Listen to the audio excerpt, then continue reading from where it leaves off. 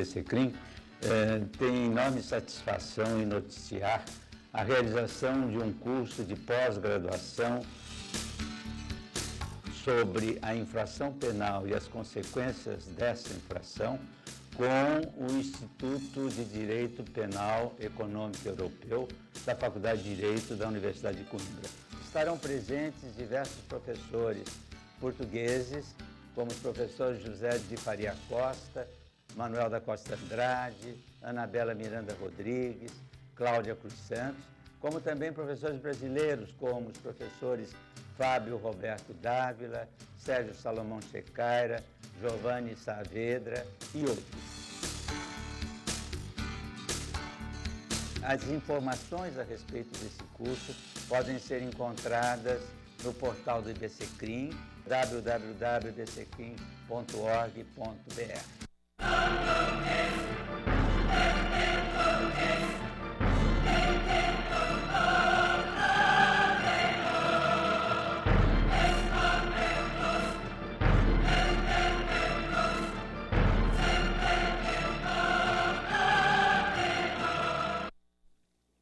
Olá, está no ar o programa Direito e Globalização, que você pode acompanhar pelos canais 9 da NET, analógico ou digital, 72 ou 99 da TVA e 136 da TVA digital. E também pelo site www.tvaberta.tv.br. Vou repetir, www.tvaberta.tv.br. Se você tiver dúvidas, sugestões, envie um e-mail para direitoglobalização@tvaberta.tv.br. Também vou repetir, para não ir tão rápido assim.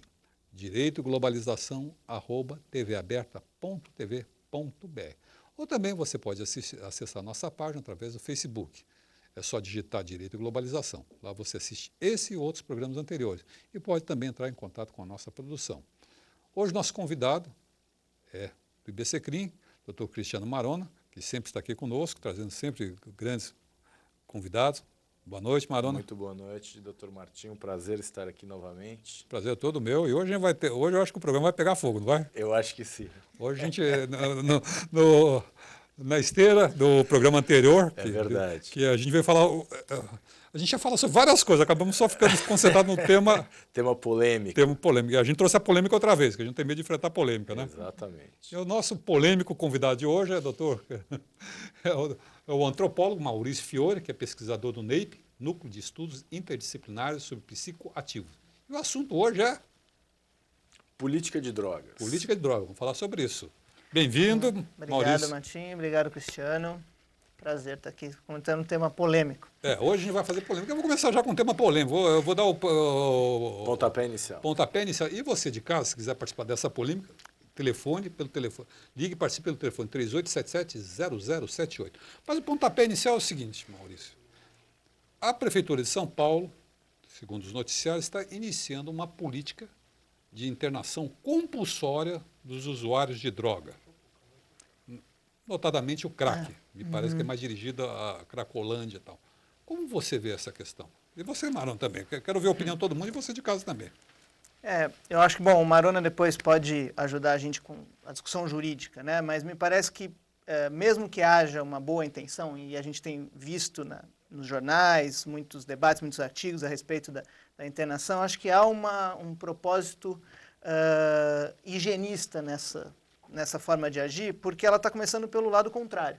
Que lado contrário? Quer dizer, você não tem uma estrutura de atendimento hoje ao dependente químico satisfatória. Tá? Você tem uma estrutura de CAPS, você tem comunidades terapêuticas, você tem um leque de opções, mas hoje o dependente que quer se internar voluntariamente, ele não tem acesso com facilidade, não tem você demandaria um número muito maior de profissionais, de redutores de danos, de assistentes sociais, de médicos, né, para tratar as pessoas. E aí você começa pelo caminho oposto, que é o de internar quem não quer ser internado, né, a partir de uma lógica que me parece muito mais responder a uma limpeza e a tirar dos olhos das pessoas que estão ali na cidade, na dita Cracolândia, né, que é um termo que eu nem gosto às vezes de usar, porque eu acho que é um termo carregado e que acaba escondendo esse tipo de política. Então, eu vejo com muito maus olhos essa política, porque ela está começando do lado contrário. Acho que agora que nós estamos começando a criar uma rede de CAPs que está funcionando razoavelmente bem, começa, né, já O que é rede de CAPs? Os CAPs são os Centros de Atenção Psicossocial e, no caso de drogas, são os CAPs-AD, que são de Centro de Atenção Psicossocial de Álcool e Drogas. Né? São, basicamente, estruturas para atendimento clínico sem internação. Né? Eles são estruturas abertas, onde o dependente ele recebe apoio, os familiares recebem apoio, mas não prevê a internação dessas pessoas. Tá? É claro que existem casos, e no caso do consumo de crack isso é um pouco mais frequente, onde você realmente demanda uma internação. Seja em momentos de crise, seja onde realmente a pessoa esteja num ataque psicótico, ela está botando em risco a sua própria vida ou a de alguém, onde você demanda uma internação de alguns dias, às vezes de um pouco mais de tempo. É muito controverso na medicina a eficácia da internação. Ainda assim, a gente tem que ter isso no horizonte. Tá? Isso não é uma coisa que a gente descarta a internação. O problema é considerar a internação como a grande e única saída. E principalmente a internação involuntária, que parece ser a última, né? Deveria ser a última das alternativas. Esse processo começa com os menores, né? Está sendo debatido com relação aos menores de idade, utilizando o ECA, mas a ideia, me parece, é estendê-lo para os maiores também. É curioso, eu vou pedir depois o comentário do Marano, mas é curioso só fazer uma observação. É curioso o seguinte fato. Estão fazendo uma faxina nos mendigos, moradores de rua, nas populações vulneráveis, levando a polícia, prendendo, fotografando, limpando o centro. Porque, na verdade, assim, quando você começa a fazer isso, os moradores de rua mudam da rua A ou do bairro A para o bairro B. Agora parece que estão querendo fazer uma faxina na Cracolândia, porque parece que fica um pouco ruim.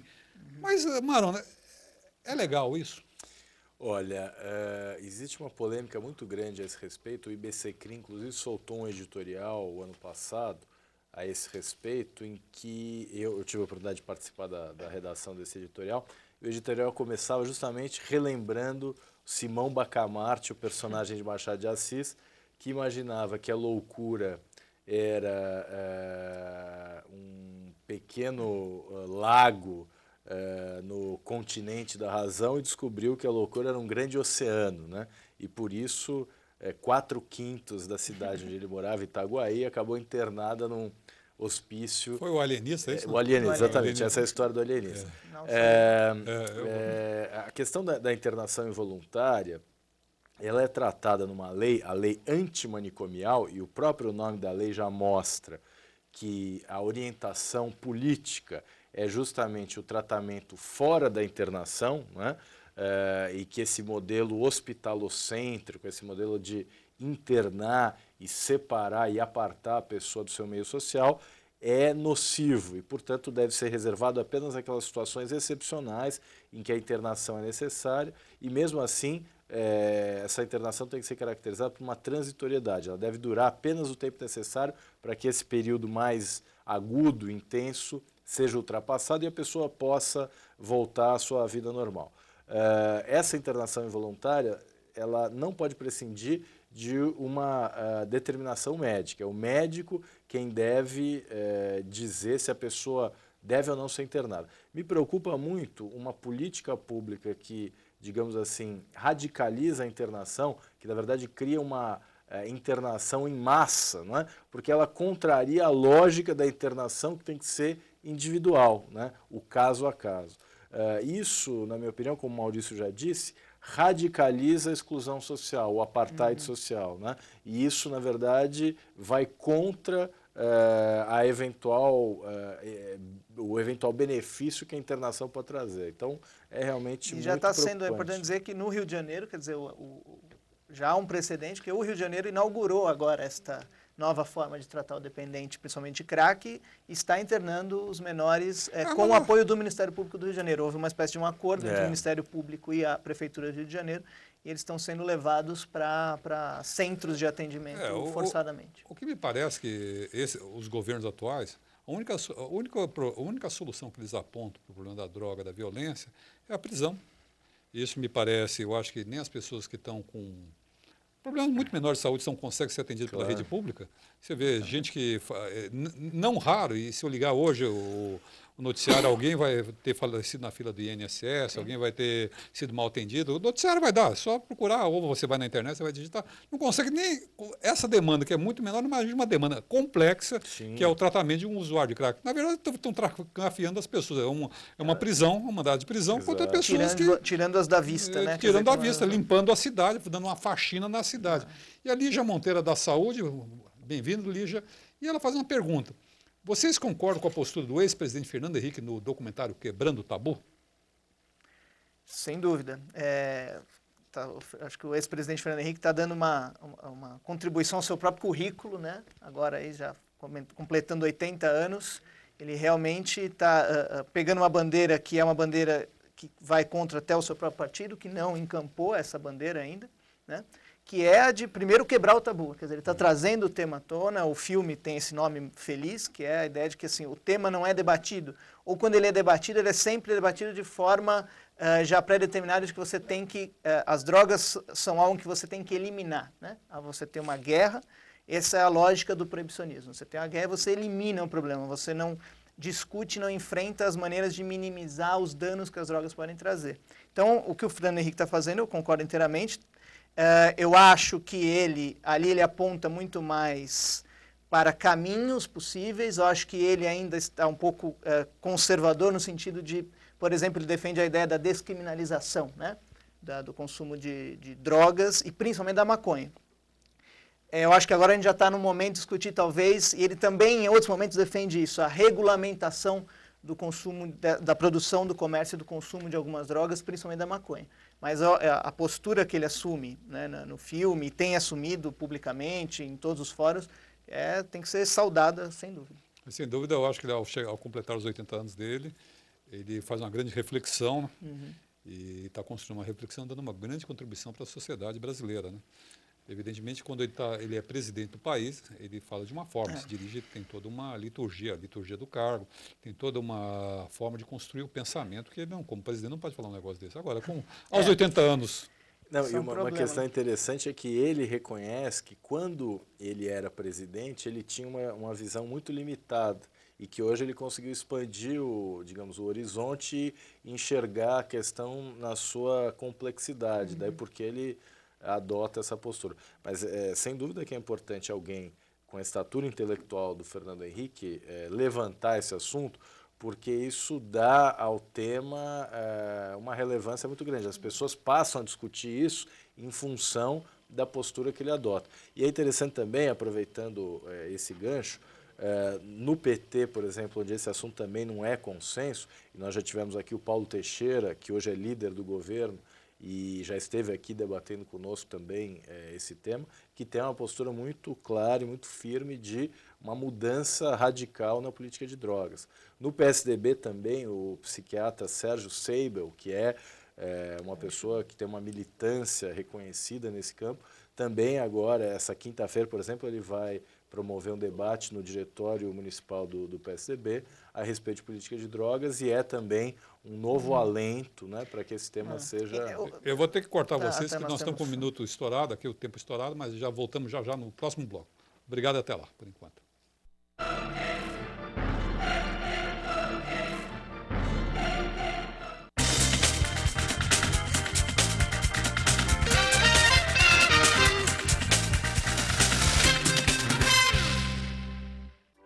Este programa tem o apoio cultural da Editora Saraiva e com o apoio científico do Instituto Brasileiro de Ciências Criminais. O programa Direito e Globalização é uma iniciativa da Comissão de Direitos Humanos da Ordem dos Advogados de São Paulo.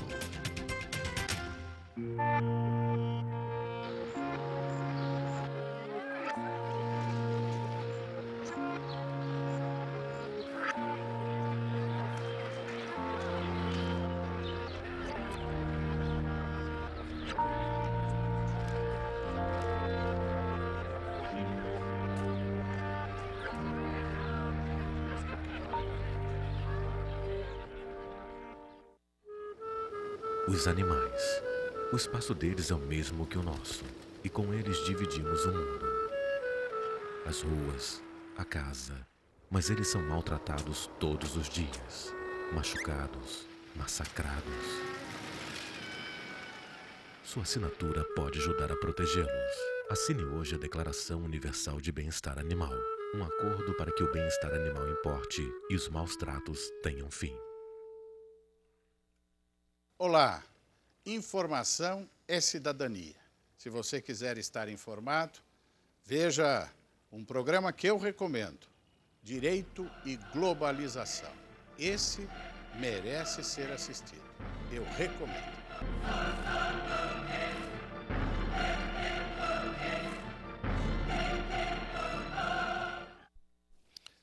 Estamos de volta no programa Direito e Globalização. E já começando com uma pergunta. A pergunta do nosso amigo do Jaime, o Jaime do Jardim Bonfilioli. Ele pergunta a você, Maurício, o seguinte: será que não deve prevalecer a vontade da opinião pública, que engloba também cidadãos de bem e pagadores de impostos, em relação da possível remoção para tratamento de drogado e afins no caso da Cracolândia? Bom, Jaime, primeiro que eu acho que a gente tem que entender que a democracia não se faz só da vontade da maioria, né? Quer dizer, se a maioria, você tem que, o princípio da democracia é atender a maioria, sempre guardando os direitos e preservando a liberdade das minorias. Aliás, esse é o conceito da democracia. Esse é o conceito da democracia principal que a gente tem que lutar para que ele continue existindo. E pagadores de impostos e cidadãos de bem, em princípio, são todos aqueles até que se prove ao contrário. Os cidadãos que estão hoje dependentes de crack, eu acho que eles não estão sendo acusados de sonegação de nada do tipo. E até algum dia foi pagar impostos, só que se viram na armadilha da droga. Exatamente. Caíram numa situação, aliás, se a gente está falando do crack, especificamente daquelas pessoas que estão nesses lugares que a gente tem chamado de Cracolândia, é importante dizer que quem trata diretamente essas pessoas diz que o caminho mais comum não é o crack que as levou para lá. Geralmente é uma perda completa de relações sociais que estão sendo destruídas, né? Situações que os levam, inclusive, à situação de rua, né? Pessoas em situação de rua, e o crack complica ainda mais essa equação, não é o contrário. Às vezes a gente também precisa entender que a dita Cracolândia, ou os moradores de rua, não é uma novidade de São Paulo, né? Quem cresceu em São Paulo nos anos 70, 80, sabe que o centro tinha sido um local onde as pessoas foram expulsas à noite da circulação, era violento, era um lugar ocupado por menores de rua, né? Os famosos eram trombadinhas, né? O crack não inventou isso, a gente também joga tudo agora nas costas do crack. Eu acho que o crack ele complicou essa equação. E só uma provocada talvez no Jaime, né? A gente fala tanto em Cracolândia e na violência. Eu moro num bairro que pode se chamar de uma Alcolândia, que é a Vila Madalena, né? Onde a 200 metros da minha casa um jovem foi morto por um carro, uma motorista que, não vou acusar ninguém, pretensamente estaria embriagada, com um carro que é um tanque de guerra de R$300 mil, né? Um sujeito andando a pé na rua e foi morto aos 27 anos de idade. E a gente vai transformar uma Alcolândia, vamos tirar toda... Quer dizer, com um agravante, que a bebida é tão destrutiva quanto... tem um potencial lesivo tão grande quanto o outro. Consumo disseminado, né? De consumo disseminado. E, aliás, consumo esse até promovido pelos meios de comunicação, inclusive jogadores de futebol, desportistas. Que é uma questão que a gente não enfrenta. Não enfrenta. E a propaganda sexista. A propaganda ainda tenta neutralizar a substância, né? As pessoas parecem felizes. Isso, bem, esportivamente bem, se torna um conquistador de belas mulheres, de sucesso, associa uma coisa que é uma coisa errada. Não é só... Nesse ponto o Brasil ele faz, a política brasileira com álcool, ela é um pouco, para a gente até já colocar nas outras drogas, ela é a política da desregulação, né? O que a gente tenta, que eu digo é um conjunto de pesquisadores e profissionais da área, a gente tenta criticar o proibicionismo, dizendo que a gente quer trazer para o Estado, trazer para as leis, a gente quer regulamentar o consumo de substâncias psicoativas. O álcool é um exemplo do consumo desregulamentado, né? Não só a produção, e principalmente o comércio, ele é um comércio que, embora ele responda a algumas leis, elas não são aplicadas na prática.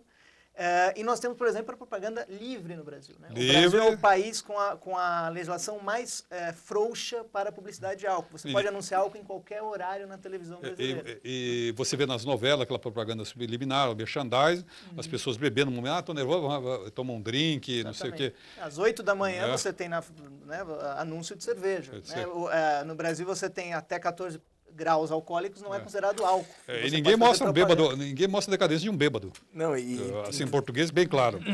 Uma coisa interessante da gente discutir também é o seguinte: na Cracolândia, por exemplo, aquilo que você falou, o crack acaba sendo a face visível de um processo de abandono extremamente complexo, multifatorial, difícil de você identificar uma causa, enfim, é um conjunto, né? Mas, invariavelmente, o consumo de crack está associado também ao consumo de álcool, né? Sem E, dúvida. no entanto, o consumo de álcool acaba escondido e o crack toma a única...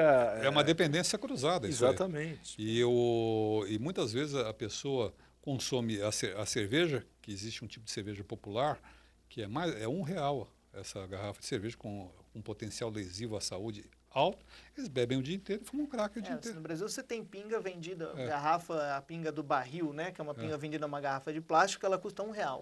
Meio litro de pinga. E o agravante, isso tanto é verdade que no dia de hoje, eu falo hoje, o governo do Estado de São Paulo mandou para a Assembleia Legislativa um projeto de lei que criminaliza a venda de álcool a menor. Porque isso é feito, livremente. Agora a gente está cheio de perguntas aqui, causou polêmica aí, vocês causaram polêmica aí, eu tenho que responder.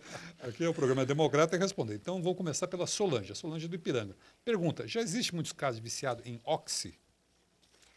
O Oxy excelente pergunta, Solange. O Oxy é o caso típico daquilo que o proibicionismo, né, da histeria produz com relação às drogas pode ocasionar. O Oxy, que seria o quê? Uma mistura da pasta base de cocaína com solventes e mais oxidantes do que o crack, né? Então, querosene, água de bateria, gasolina. Isso é destrutivo. Seria mais ainda destrutivo, com um efeito mais rápido, e ele seria ainda mais barato porque ele teria menos cocaína, ele seria o produto mais caro de chegar porque é o produto ilegal. O resto são produtos que você pode encontrar. Se alardeou durante os últimos 6 meses, se alardeou que o Oxy estava invadindo o Brasil, né? Que o Oxy ia substituir o crack. E o que você teve na prática nas ruas e nas bocas, né, nas chamadas com os traficantes? A busca pelo Oxy. Eles começaram, não, agora a gente quer o Oxy, que é essa droga mais forte. Relatórios da Polícia Federal, feitos em Recife, Distrito Federal e Acre, mostraram que das ditas apreensões de Oxy, 90% não passavam de crack. Né? Era crack misturado com mais alguma coisa. Era a mesma droga. Então, não vou dizer assim, o Oxy não existe. É claro que você pode tornar o crack ele ainda mais nocivo. Mas esta paranoia, a gente jogar sempre na substância, uma espécie de um novo demônio que vai chegar e vai seduzir ainda mais pessoas, essa é a lógica que leva ao caminho fracassado, que é o caminho da guerra. Então, não adianta nos assustarmos mais com o Oxy. Acho que a questão agora é pensar a política de drogas como um todo. O Augusto Palhares, que é da Liberdade, faz a seguinte pergunta. A maioria dos viciados diz a mesma coisa, entre aspas. Eu não queria usar, perdi minha família, fecha aspas. Mas mesmo assim parece não querer ajuda e sempre voltam para o crack. Eu acho que assim, a gente defende mudanças na política, mas a gente reconhece que sim, a dependência de qualquer substância, e principalmente de algumas específicas, né? A cocaína e o crack, que é a versão fumada da cocaína, que as pessoas esquecem também falando, o crack é a versão fumada, né? É você oxidar a cocaína de forma que ela possa ser fumada. Eu acho que a gente tem que perceber que é um problema complexo, e, por exemplo, a negação, né? O sujeito ele nega o seu estatuto dependente, mas nem sempre é assim. Eu já vi muitos casos dependentes de crack, onde ele pede ajuda frequentemente e ele não, eu sou um doente, né? Não sou um doente. Então, os casos têm que ser enfrentados muito individualmente. Eu acho que essa ideia da negação, isso é muito mais comum não no usuário já compulsivo, isso é muito comum no usuário esporádico. A gente tem sempre uma ideia de que dependência é sim ou não. Eu sou ou não sou dependente. Não. A gama de consumo é muito grande entre o abstêmio e o consumidor hard, aquele consumidor que consome demais, que é o dependente. Nesse meio do caminho que a gente tem que educar as pessoas para que elas façam um uso, pelo menos mais moderado, que não leve à dependência. O Jaime Jardim Bonfilholi volta com a seguinte observação. Eu falei sobre as drogas e os drogados, porque, ao que parece, o programa é sobre o tema, sem dúvida. Em relação à bebida, eu considero que a porta é a entrada de todos os outros vícios mais pesados. E também acho absurdo que haja propaganda de bebidas pela mídia, principalmente a televisão. Estamos de acordo, Jaime. A propósito, Sampaio, pergunta para mim. Essa opinião sobre os drogados de São Paulo é só sua ou também da OAB de São Paulo? Não é minha, uma opinião exclusivamente minha. A OAB não tem nada a ver com isso, porque até quem fala pela ordem é o presidente, não eu. O Renato Urbano da Moca, ele vem com a seguinte questão. Quem tem um familiar dependente químico, onde pode procurar ajuda? Eu acho que hoje em dia, a melhor forma de procurar ajuda é no próprio SUS, através dos CAPs. Tá? Você procure a partir do site da Prefeitura de São Paulo, se for em São Paulo, se não for em São Paulo, na sua prefeitura, para ver onde você tem um CAPS mais próximo da sua casa. Né? Agora, uma pergunta. Você me fala, o CAPS é um serviço prestado pela Prefeitura, mas essa mesma Prefeitura faz essa faxina de viciados, vamos chamar assim, essa higienização. Acho que é melhor ter mesmo a higienização do centro de São Paulo. Não é uma contradição isso? Inclusive a gente tem ouvido, né, não sei, o Cristiano também deve ter ouvido um pouco sobre isso, que a Prefeitura tem tirado um pouco da atenção aos CAPs AD, justamente porque eles têm uma lógica que não é hospitalocêntrica, que não pressupõe a internação sempre como uma medida a ser tomada, que não pressupõe a abstinência, porque esse é um dos problemas, né? Claro que pode ser, para alguns tipos de dependência, a abstinência pode ser um caminho para o tratamento. Tem pessoas que podem ter um sucesso no tratamento quando elas se abstêm da substância, mas para algumas não. A redução do consumo, a substituição de drogas, o uso de outros remédios, de drogas receitadas que podem apaziguar um pouco na hora da abstinência, da diminuição do consumo, tudo isso também está pressuposto na lógica do tratamento. E parece que a Prefeitura tem um pouco esvaziado também esta lógica de atendimento nos CAPs. Mas o CAPs é uma política federal. É uma orientação do SUS, quer dizer, espalhar CAPs pelo país, CAPs AD, né, que são esses CAPs de álcool e drogas. Me parece que isso não vai ser, então, retirado a Prefeitura não vai conseguir desmontar o sistema de CAPs. Agora tem uma pergunta aqui da Solange Fonseca, nós estamos nos minutos finais aqui desse segundo bloco, ela é do Aclimação, e a Solange faz uma pergunta assim, que é uma preocupação de todos os pais. Como proteger os filhos dessas drogas da moda? Essa é uma preocupação, acho que permeia toda a cidadania. Né? Mas eu acho que assim, é um tema complicado, porque realmente os jovens são os maiores experimentadores de substâncias psicoativas, como são os maiores experimentadores do sexo, como são os maiores experimentadores de outros riscos, como correr ao volante, como esportes radicais, né? E eu tenho a impressão que uma educação integral, que ensine o filho que ele é o responsável pelos seus atos e ele vai ser o principal sofredor das consequências dos seus atos, me parece ser o caminho mais interessante, sem terror, sem demonizar. Sem demonizar, porque a demonização, ele vai colocar tudo naquela substância. Então vamos pegar um exemplo. Não, a droga ela é terrível, ela vai te levar à morte. Aí o sujeito experimenta a droga e vê que ela não é terrível, ela não te leva à droga. E ela até te causa alguma sensação de prazer. Ela te causa muita sensação de prazer, né? A humanidade sempre experimentou e consumiu diversas substâncias psicoativas. Aí o sujeito consome, não encontra isso, ele pode aí sim se entregar e quebrar suas próprias amarras, né? Para se proteger. Então, eu acho que uma educação integral que ensine responsabilidade. É o diálogo e a verdade, né? Sem dúvida. Eu acho que a educação para a vida, não para a questão das drogas, né? Mas para formar um cidadão consciente das suas opções e capaz de ter uma consciência crítica. E entendendo que o mundo de hoje é isso, ele tem que aprender como conviver com isso. Exato. Porque se ele não consumir droga, mas o colega dele de sala de aula, com certeza, ele vai encontrar. Então, ele vai cruzar com isso. Então, acho que mentira, hipocrisia não resolve. Acho que, na minha opinião, eu pelo menos eduquei assim meus filhos, sempre falando a verdade com eles, falando, olha, é isso, e tentando responsabilizar que ele fosse cidadão do mundo. Também não tem a receita pronta do café. Sem contar o próprio exemplo, né? Quer dizer, que os pais têm que dar, se eles tiverem uma relação sadia com algumas substâncias psicoativas, o próprio álcool, que é a substância legal, com o tabaco, já é um bom exemplo de como se portar diante de uma substância. Acho que você encerrou bem esse bloco aqui, a gente vai para o próximo bloco.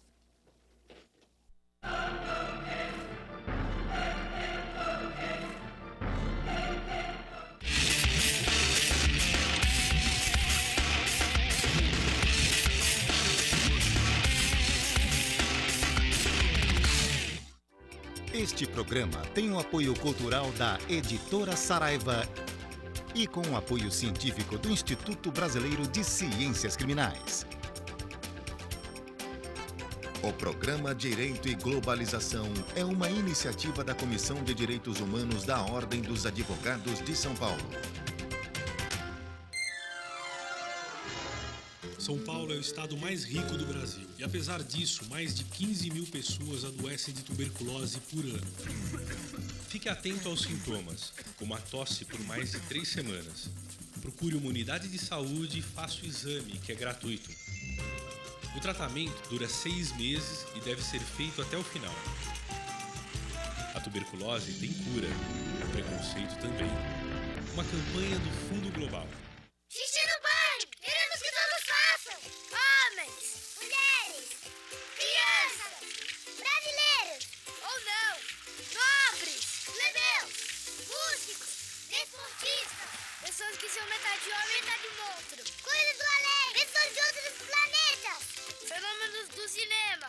Enfim, se você faz xixi, tá convidado. Faça xixi no banho! Ajude a Mata Atlântica! Olá, informação é cidadania.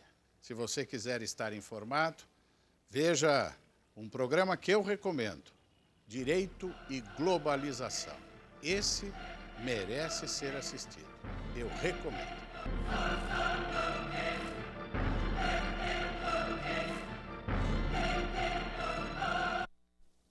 Estamos de volta no programa Direito e Globalização, hoje recebendo o Dr. Maurício Fiore, que é pesquisador do NEIP, Núcleo de Estudos Interdisciplinares sobre Psicoativos. E o Dr. Maurício é um convidado do IBCCRIM, que é aqui representado pelo Dr. Cristiano Marona. E o Márcio do Butantan, bem-vindo, Márcio, faz uma pergunta direta a você, Maurício. Por falar em liberdades individuais, o senhor já experimentou algum tipo de droga? Olha, então eu vou ter que fazer até uma confissão aqui pública, né? Que eu realmente, por recomendação médica, tinha que ter largado as drogas há 3 meses, que eu estou com uma gastrite, e eu continuo tomando cerca de 4 grandes canecas de café por dia, uma substância psicoativa, portanto uma droga, e não consigo parar. E também, de vez em quando, me excedo no álcool e no tabaco, né? Mas assim, fumo e trago ou não? Eu fumo e trago. Não fumo muito tabaco. Tabaco não é meu problema. O problema maior é o café e o álcool mesmo. Mas eu acho que a pergunta do Márcio, para a gente pensar, é uma coisa importante, que participo de muitos fóruns sobre isso e sempre você tem essa pergunta que ela carrega, não estou dizendo que é a intenção do Márcio, mas uma coisa preconceituosa, ou de um certo estigma de quem discute drogas é necessariamente um consumidor de drogas, claro, porque ele é um interessado. Isso quando não nos acusam de traficantes diretamente, de estarem interessados em vendê-las, né? E não a gente está aqui para discutir a política pública sobre drogas. Só aqui para discutir a sociedade. Sociedade, quer dizer, então, um fenômeno social. Eu também defendo políticas para a redução da discriminação contra homossexuais e eu sou heterossexual, né? Quer dizer, eu também defendo política para a redução da discriminação racial e eu sou branco, eu não sou de um grupo que sofre discriminação racial. Quer dizer, esse tipo de vinculação me parece talvez preconceituosa. Eu defendo... eu luto e defendo a discriminação contra a mulher, também não sou mulher. Claro, exatamente. Essa não tem suspeita nenhuma, não tem jeito de eu ser mulher. Podem suspeitar de qualquer coisa, uma mulher, enquanto o gênero nasce homem. Então essa vinculação não cola muito, não. Mas é importante dizer que o consumidor de drogas, e a gente viu agora a Marcha da Maconha, né, que reuniu aí 3, 4 mil pessoas em São Paulo, que está crescendo no Brasil e que acontece em 300 cidades pelo mundo, né, algumas com quase 15, 20 mil pessoas, como em Paris, em Madrid, formada, sim, por consumidores de drogas ilícitas, né, no caso de maconha, e que são tão cidadãos quanto os outros, que estão ali para reivindicar os seus direitos também. Eu acho que a gente tem que estabelecer, quando a gente traz um debate como droga, um debate tão importante como esse, e de maneira tão franca e aberta, e por especialistas no tema, nós não estamos defendendo ou atacando, nós estamos tentando compreender um fenômeno social que está batendo na nossa porta. E a melhor forma de enfrentar é com a verdade. É um fenômeno histórico. Não conhecemos nenhuma sociedade, nenhuma civilização que não tenha feito consumo sistemático de substâncias psicoativas. Eu tive uma surpresa, eu fui à Austrália, uma das vezes que fui à Austrália, e eu fui ao deserto australiano. E um guia mostrou uma flor aparentemente inofensiva que era utilizada nos rituais da sociedade aborígene como uma droga psicoativa. Falei, essa planta aqui é uma simples flor, me lembra até vermelha, bonita, é uma coisa pequena. Falei, é uma flor utilizada. Ou seja, ao longo da história, se nós formos examinar a história antiga, você vai ver sempre a presença da droga. Não, e nem sempre negativa, né? Quer dizer, a droga foi responsável também por muito do prazer, da criação humana. Ela tem sempre esses dois lados, né? Mas a gente tem sempre seus riscos e os seus danos e suas virtudes e defeitos. Veneno, remédio. Nós temos aqui uma observação do Fábio Belotti. O Fábio Belotti é de Pinheiros. Ele diz o seguinte: eu vou discordar do Jaime. O álcool não é a porta de entrada para outras drogas. Uma coisa é bem independente da outra. Concordo que as drogas são um problema para a sociedade, mas as pessoas precisam mais de informação e menos repressão. É uma observação. Não, e é uma questão interessante essa coisa da porta de entrada, né? Um dos argumentos daqueles que defendem a proibição e a política atual é o de que qualquer flexibilização abriria, digamos assim, as portas para uma epidemia massiva, né? Eles costumam dizer que a maconha, que é a droga, digamos, mais popular e mais consumida, e é também aquela que, digamos, está mais próxima de uma mudança de status, se é que a gente pode dizer isso, seria a porta de entrada para as outras drogas, né? O que é uma afirmação absolutamente carente de base científica, de demonstração empírica, né? O Fernando Henrique Cardoso, até nas suas palestras e discussões, costuma dizer que a porta de entrada é o traficante, né? Claro. Na medida em que a substância é ilegal, isso cria uma vinculação. Uma vez numa discussão num CAPS-AD, uma enfermeira que trata de pessoas que buscam ajuda, dizia justamente isso, que numa biqueira, no local onde são vendidas drogas ilegais, um dos pacientes relatou que o traficante só vendia maconha se a pessoa comprasse cocaína também. Porque, exatamente. Isso cria, digamos assim, uma promiscuidade e até facilita, digamos assim, contato com outras drogas mais pesadas que a pessoa até nem tinha interesse em ter contato. E esconde um fato aí, esse tipo de visão, acaba escondendo um fato, é o seguinte: vamos chamar de que há uma epidemia, só para utilizar um termo da moda, que há uma epidemia de drogas, uma pandemia, o que seja. Mas ela existe não em função da droga em si, ela existe em função de uma sociedade altamente desregulamentada, onde as pessoas não têm possibilidade de participação, quer seja do ponto de vista da política, do consumo, que pressiona as pessoas. Então, se você veja, sem citar não, mas é um caso bastante conhecido da mídia, um advogado de certo renome de Belo Horizonte teve que largar a defesa de seu cliente porque dormia durante a audiência e foram descobrir um vídeo dele, foi publicado na internet, que ele é usuário de crack. Ele foi afastado pela ordem e tudo mais. Tá. Então, você veja, na medida que um advogado conhecido e prestigiado na comarca local, e eu não o conheço, eu estou transformando, é um usuário de crack já há 7 anos, ele confessa isso, não é uma coisa isolada. Deve existir uma razão muito mais profunda que o simplesmente... Não, e assim, você tem hoje, que a gente fala até epidemia, né? Quer dizer, se você for tomar epidemia no sentido epidemiológico da saúde pública, a única droga, as duas únicas drogas que você teria um quadro de epidemia é o álcool e o tabaco, né? Quer dizer, com as consequências que nós sabemos das duas. Mas hoje, a que está ganhando proporções epidêmicas não são as ilegais de fato, maconha, cocaína, crack, êxtase, né? São os medicamentos de uso controlado que são tomados fora do uso controlado ou mesmo são receitados em excesso. Então, hoje nos Estados Unidos, por exemplo, a maior causa de morte depois do tabaco e do álcool em termos psicoativos são os medicamentos controlados tomados como o Michael Jackson, né? O caso famoso, a morte dele foi provocada por uso excessivo de drogas legais receitadas por seu médico, que era o médico particular dele. Né? Ele está sendo processado nos Estados Unidos, pode perder sua licença médica. A Cláudia da Pompeia, ela faz uma pergunta aqui. Hoje em dia as novelas falam naturalmente sobre os homossexuais. Por que não tentar humanizar mais as drogas? Eu acho que esse processo já está ocorrendo. Eu tenho a impressão que no caso das drogas ilegais, né, ela já faz isso com as legais. Quer dizer, o álcool na novela, o cigarro foi tirado um pouco das novelas, né, o tabaco. Mas o álcool é tratado até com uma naturalidade excessiva e sempre na seguinte ponta. Ou a pessoa é um alcoolista, um alcoólatra doente que não consegue se controlar e é levada ao extremo, ou ela é uma pessoa totalmente normal. Ela é o galã da novela que se embebeda de vez em quando pela mocinha para ser seduzido. O álcool, tem pessoas que o cara chega todo dia ao trabalho e bebe, isso é visto como normal. Né? Ou no momento de nervosismo. Então, ele chega em casa, né? Quer dizer, de uma decisão como o álcool tranquilizar fosse um fator a tranquilizar a pessoa e a partir daquela dose ele... a vida, né? Quer dizer, a gente também, a novela retrata a vida, enfim. Agora, os filmes, eu tenho a impressão que o cinema é que tem um pouco tratado as drogas ilegais de uma maneira um pouco mais natural. Principalmente os filmes americanos, agora os filmes brasileiros. Mostrando o consumo, por exemplo, principalmente de maconha, naturalizado em jovens comédias românticas, onde o casal vai à noite em casa e acende um cigarro de maconha. Então, isso está...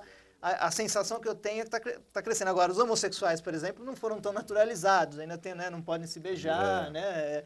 Então, na comunicação de massa ainda temos um... E há de se lembrar o seguinte, diferentemente da questão da droga, os homossexuais foram escrachados, demonizados, ridicularizados pela TV. Também os negros, né? Havia um programa humorístico que reunia 4 humoristas na década de 70, 80, foi muito conhecida, onde o negro era debochado da sua condição racial, ele era apresentado como um boçal. O bêbado, né? Ele era bêbado, vagabundo, mentiroso, e o homossexual era um frágil que fugia das situações de dificuldade. Então isso aí ao longo da história veio acontecendo isso. Né? E essa questão da homossexualidade, nós tivemos alguns episódios de uma violência completamente inexplicável, pelo simples fato da pessoa aparentar, né, uma opção sexual. Houve um agora de um pai abraçando um filho. Pois algo... Mas para trazer para a coisa das drogas, eu acho que o dito craqueiro, né, hoje em dia, ele é uma figura matável, como a gente chama na sociologia da violência, né?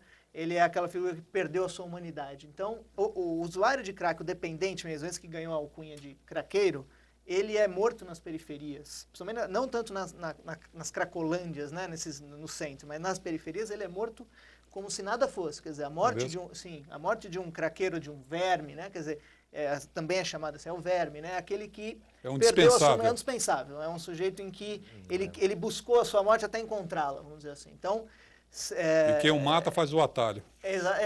O dependente de crack, ele morre principalmente assassinado. A morte do dependente é difícil, ou por doenças ou fragilidades que ele adquire pelo crack, não de overdose de crack ou coisas do tipo. Ele morre porque ele vai se degradando e ele vai ser assassinado por dívidas, né? Ele fica devendo. E dívidas pequenas, né? Mas são valores pífios, né? Mas o traficante, dentro do pensamento do traficante, ele não pode deixar de matar, fazer justiça, porque os outros poderão... Então, você vê como é que são... acho que é importante, eu vim agora, participei de um evento em Aracaju, onde um redutor de danos me contou que uma das formas que eles estavam agindo com os usuários de crack era conversando, eles tinham acesso aos traficantes da região, e eles diziam, olha, não venda fiado a partir de um certo limite. Né? Aí parece uma coisa absurda, como é que um redutor de danos... Porque se ele vender fiados, o traficante passar de R$50, fala, esse sujeito não vai mais te pagar, o que vai acontecer? Você vai ter que matá-lo. Tendo que matá-lo, você vai atrair a atenção da polícia, você vai, né, você cria uma questão. Então pare de vender, isso não é bom para você. Para a gente ver como é irracional a política de drogas. A gente sempre pensa que a gente vai tirar a droga, eliminar a droga. Não, a gente tem que lidar com o fato que as pessoas irão consumir drogas. A gente não tem que discutir como erradicar a droga, mas sim como conviver com ela. Exatamente. E o Bernardo da Vila Buarque faz uma pergunta a você, Maurício. Na sua visão como antropólogo, é você o único antropólogo entre nós, porque acho que está tendo tanto consumo de drogas ilícitas e ilícitas como os antidepressivos nessa sociedade atual? Eu acho que é uma sociedade que tem problemas psíquicos que vêm das angústias, de uma sociedade que estimula a compulsividade, estimula o prazer, o hedonismo, né? Um prazer excessivo. Você tem que ser feliz, você tem que demonstrar essa felicidade, você não pode cair diante de nada. Eu acho que isso responde alguma coisa, mas a gente tem que perceber que isso não é uma novidade, tanto assim. A angústia humana, né?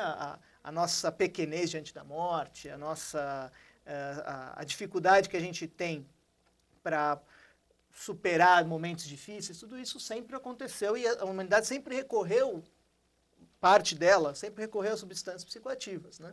O que a gente tem que perceber é onde estão, por exemplo, no caso, a gente não tem uma epidemia de drogas ilegais. Isso é importante deixar claro. De drogas ilegais a gente não tem. A gente tem um consumo que não cresce tanto assim. A gente tem um consumo massivo de álcool e de tabaco. Esse tem que ser muito pensado porque ele traz consequências, né? Ele tem a ver com mortes de trânsito e consequências físicas, violência. No caso dos antidepressivos, esse é um ponto a ser tocado. Porque o que nós estamos lidando? Cada vez mais as pessoas recorrem aos antidepressivos de prescrição médica, achando que a sua felicidade vai ser exclusivamente resolvida por um processo neuroquímico. Isto pode ser um problema. Né? Isso é um problema sério. E cada vez mais nós teremos substâncias disponíveis. As substâncias vão sendo sintetizadas. Né? E aí o abuso delas também pode decorrer daí. Então a gente precisa com estar acesso- preparado para lidar com isso. E com acesso mais fácil, a preços mais convidativos e com promessas entre aspas, de felicidade mais Isso. rápido. E infelizmente a gente, por exemplo, eu não sou médico, não vou me atrever a entrar nessa seara, mas você não tem a síntese de uma nova molécula antidepressiva já há algum tempo. Você tem uma crise hoje na indústria farmacêutica de novos antidepressivos. A nossa inundação é uma geração de antidepressivos que já foi surgida nos anos 90. Né? Você tem uma série de drogas que hoje são ilegais, ou não são nem legais porque não estão nem nos compêndios da legalidade, que poderiam ser usadas, são chamadas psicodélicas, né? Usadas em terapia. O LSD é uma delas, o êxtase, que pode ser uma droga de abuso, mas foi uma droga sintetizada para tratamento médico, poderia ser uma opção. São drogas em que você não aposta que você vai dar todo dia para a pessoa tomar, você vai usar num momento específico para uma terapia, para uma autorreflexão. Estou assim, colocando um caminho possível que é negligenciado pelo atual Estatuto das Drogas. E eu vou encerrar esse bloco por aqui, voltamos já no próximo bloco.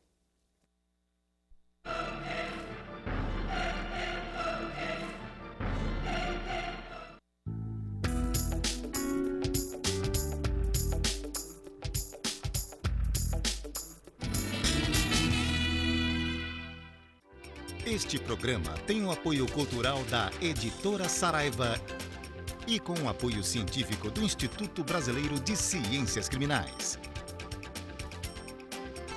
O programa Direito e Globalização é uma iniciativa da Comissão de Direitos Humanos da Ordem dos Advogados de São Paulo.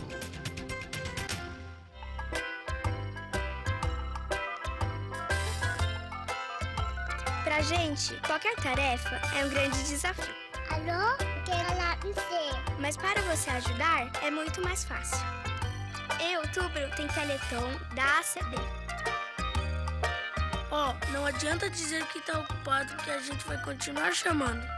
Alô? Liga pra gente. É fácil. A ACD, sua ajuda é o que nos move. Somos uma ONG que há 15 anos usa a tecnologia para transformar vidas, romper barreiras e superar desafios. Alunos viram professores, aprendizes viram líderes. São os agentes de transformação CDI. Pessoas como você, capazes de transformar um país. Todo mundo pode mais. Acesse cdi.org.br e saiba como se tornar um agente de transformação CDI. Olá, informação é cidadania. Se você quiser estar informado, veja um programa que eu recomendo, Direito e Globalização. Esse merece ser assistido. Eu recomendo.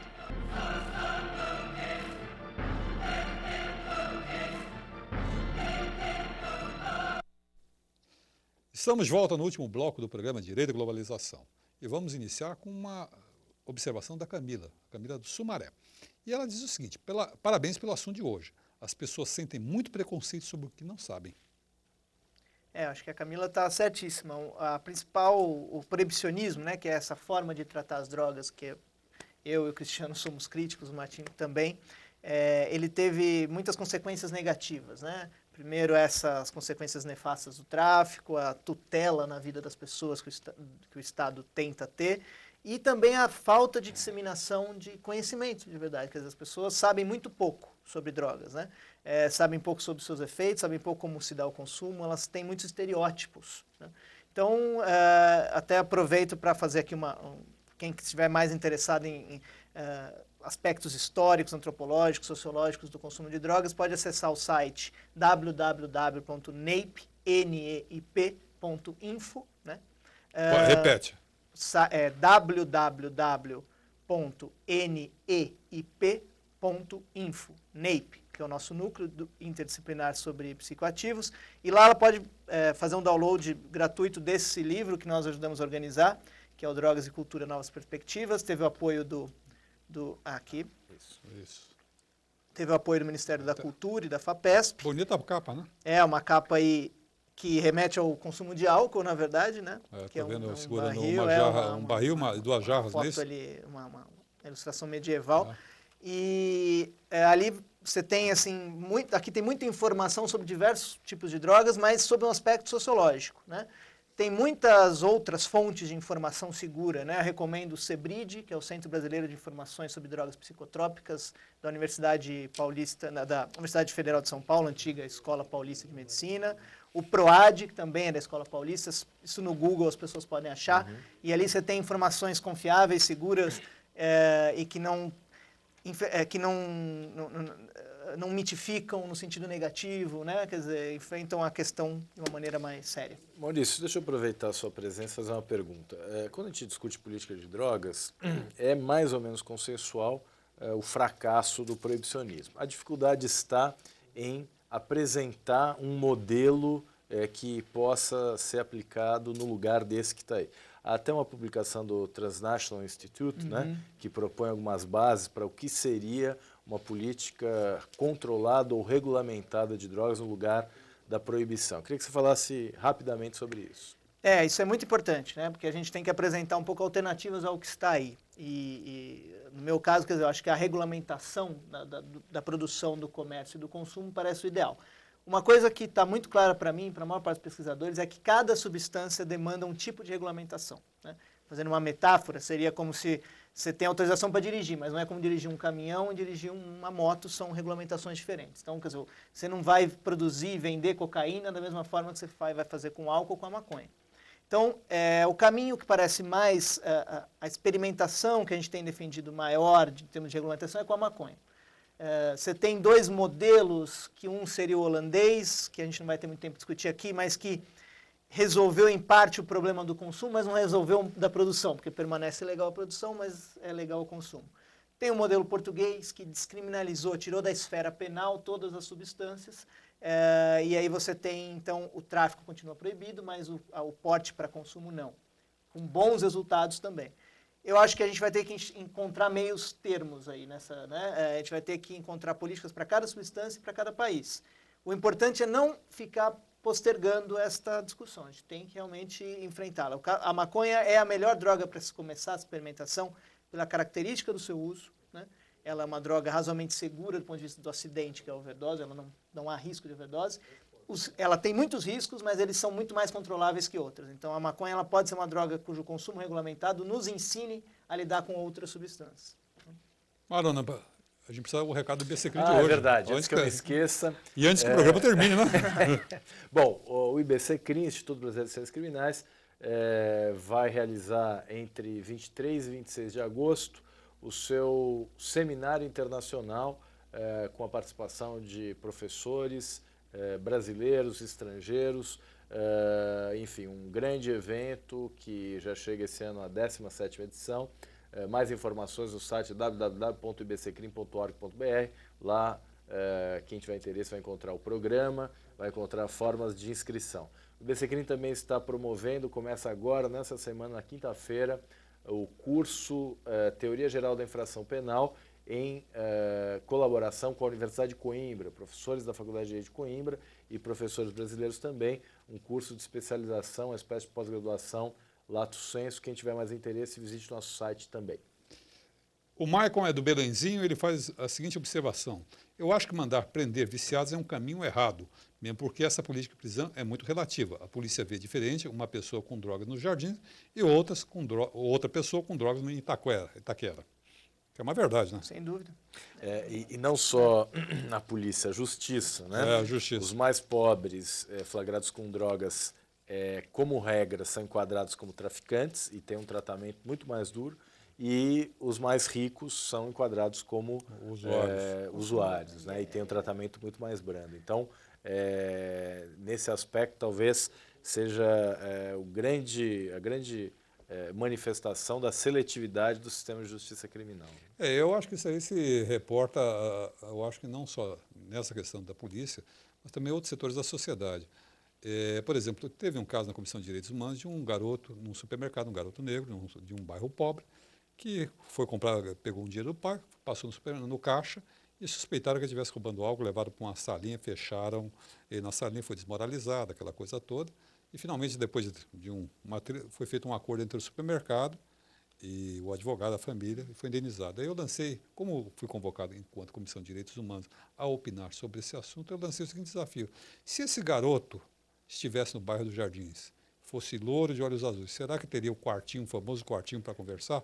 E o japonês que deu um esculacho no moleque, chamando negrinho sujo, será que ele chamaria o menino nessa condição do jardim de alemãozinho sujo? No caso das drogas, o encarceramento em massa que a gente assiste de gente presa por tráfico, eles são, uma imensa maioria vem das camadas mais pobres da população. São os clientes habituais do sistema carcerário brasileiro, né? E nos Estados Unidos também. Nos Estados Unidos também, você vê o percentual da população negra encarcerada e latinos. A guerra às drogas é uma guerra cujo ela vitimiza toda a sociedade, mas as principais vítimas são justamente aqueles que já são os mais vulneráveis, as camadas mais pobres ou etnicamente perseguidas. Agora a gente assiste no México, né? Quer dizer, declarada uma guerra militar ao tráfico. Para o que, afinal? Para que os Estados Unidos não consumam maconha. Os Estados Unidos continuam sendo um dos maiores consumidores de maconha do mundo.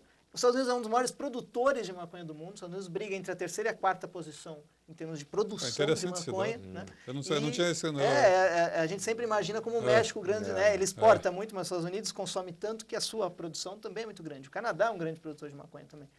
É só que o México assiste uma verdadeira carnificina, um genocídio. O norte do México hoje é uma zona de guerra, e com o intuito de coibir o consumo de substâncias. Você faz uma guerra para impedir algo que você sabe que não vai impedir. E as vítimas principais são as pessoas mais pobres, mais vulneráveis, mais vulneráveis. Nós estamos chegando aos minutos finais do nosso programa, temos 2 minutos, então vou dividir com você 1 minuto para você, Maurício, e desde já agradecendo a sua presença, e 1 minuto para o Cristiano Marona. Bom, vou agradecer aí o convite do Martim, do Cristiano. Vou mandar um abraço para o Davi, que me mandou um abraço aquele dia, meu grande amigo Davi, da Retribua, que eu fiquei em casa muito feliz com o abraço do Davi. E dizer que assim, as pessoas têm que estar atentas na questão das drogas, que a guerra às drogas ela vitimiza a todos. Ela não produz nenhum efeito positivo. Se ela resolvesse alguma coisa, ela já teria resolvido. Ela teve um século. Ela não conseguiu resolver. O consumo de drogas aumentou no planeta inteiro e trouxe com ele uma série de cargas negativas. O antiproibicionismo, ele não propõe resolver o problema das drogas, porque ele não é resolvível, ele não é solúvel, você não vai conseguir resolver esse problema. Nós vamos ter que enfrentá-lo da melhor maneira possível. Os problemas continuarão, mas sem tantas consequências nefastas. Cristiano, muito bem. Não, eu assino embaixo tudo que o Maurício disse. Aliás, foi um grande prazer debater com ele aqui. Espero que tenhamos outras possibilidades, outras oportunidades para levar adiante esse debate. E quem tiver mais interesse pode buscar informações no site do NEIP, né, que o Maurício já passou. No site do IBCCRIM também nós temos lá bastante material para quem tem interesse. E reitero aqui o convite aos amigos que nos assistem, o Seminário Internacional do IBCCRIM e o curso Teoria Geral da Infração Penal. Mais informações no site do IBCCRIM. Um grande prazer estar aqui, Martim.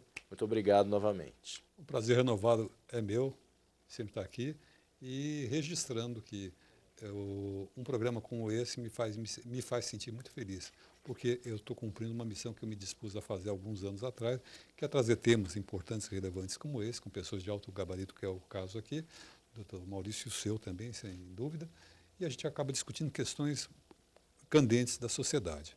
Eu, na verdade, não diria que hoje houve um debate, houve uma aula aí para todos nós, eu pelo menos aprendi muito.